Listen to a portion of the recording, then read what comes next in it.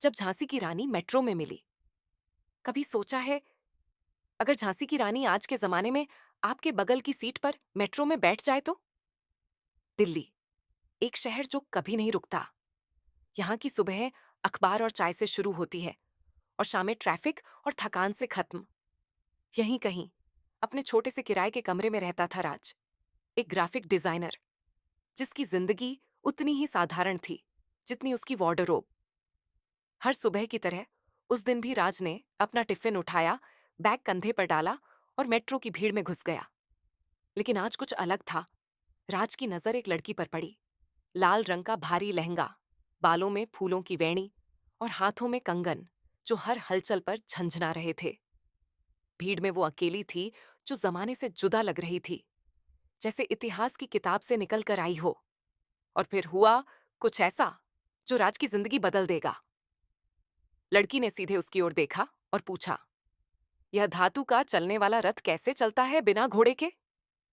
राज ने पहले सोचा कोई एक्टिंग कर रहा है, लेकिन उसकी आंखों में जो मासूमियत थी वो बनावटी नहीं लग रही थी। आपका नाम? राजकुमारी अवंतिका, झांसी के राजघराने की युवराज जी। और आप? राज की सांस जैसे थम गई हो। मजाक था या कोई फिल्म की शूटिंग? लेकिन नहीं, ये कोई मजाक नहीं था। धीरे धीरे अवंतिका ने अपनी कहानी सुनाई। कैसे झांसी के महल में एक पुराना दर्पण था और कैसे उसमें कुछ अजीब चमकते हुए उसने देखा और अचानक खुद को मेट्रो में पाया। राज ने उसे अपने साथ घर ले जाने का फैसला किया। रास्ते भर अवंतिका ने सवालों की झड़ी लगा दी। ये स्काई स्क्रैपर क्या है? ये मोबाइल क्या करता है? पहले मैकडोनाल्ड्स में उसे बर्गर खिलाया। उसने पहली बाइट लेकर पूछा, क्या यह परांठा है? इसमें आलू क्यों नहीं है? नेटफ्लिक्स पर क्वीन दिखाई, जिस पर उसका जवाब था, ये रानी तो बिना तलवार के लड़ती है। और मोबाइल पर सेल्फी लेना सिखाया, जिससे कैफे में ठहाके गूंज उठे। दिन बीते, हफ्ते बीते। राज और अवंतिका अब एक दूसरे की दुनिया के रंग सीख रहे थे। एक दिन पार्क में बैठकर अवंतिका ने कहा, राज, क्या हर स्त्री को यहां भी अपने सपनों के लिए युद्ध लड़ना पड़ता है? राज ने उसका हाथ थामा। अब नहीं, जब तुम जैसी रानियां हो हमारे साथ हो। उस दिन के बाद कुछ बदल गया। अब ये सिर्फ एक ऐतिहासिक मजाक नहीं था, ये एक प्रेम कहानी बन रही थी। राज ने उसे शहर दिखाया, इंडिया गेट, हुमायूं का मकबरा, कनॉट प्लेस, और हर जगह वो आश्चर्य से देखती रही। उसने शॉपिंग मॉल में पहली बार जीन्स पहनी और कहा, ये क्या है? इसमें तो तलवार भी छुपा नहीं सकते।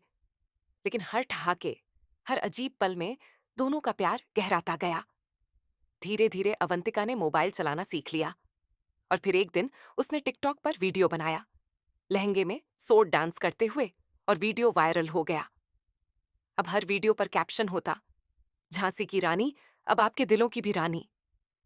लेकिन एक दिन अवंतिका उदास हो गई।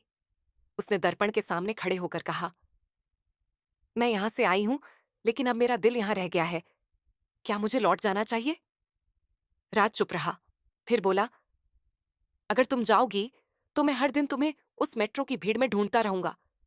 लेकिन अगर तुम रहोगी तो हम साथ मिलकर एक नई कहानी लिख सकते हैं। अवंतिका ने दर्पण की ओर देखा और मुस्कुराई। मैं झांसी से हूं, लेकिन अब मेरा घर यहीं है, तुम्हारे साथ। अब दोनों एक साथ रहते हैं। अवंतिका एक डिजिटल स्टार बन चुकी है और राज, अब उसका ग्राफिक डिजाइन का काम हर जगह दिखता है, क्योंकि हर बार जब अवंतिका वीडियो बनाती है उसके पीछे राज का डिजाइन होता है। और सबसे बड़ा डिजाइन तो वो प्यार था जो इतिहास से निकलकर वर्तमान में खिल गया। झांसी की रानी अब सिर्फ किताबों की नहीं, आपकी स्क्रीन की भी रानी है, और शायद आपके दिल की भी। अगर आपको कहानी छू गई हो तो इसे अपने दिल के आंगन में जगह दीजिए। लाइक करें, कमेंट करें और सब्सक्राइब करें हमारे चैनल मसालेदार कहानियन के लिए, जहां हर कहानी में एक दीप जलता है।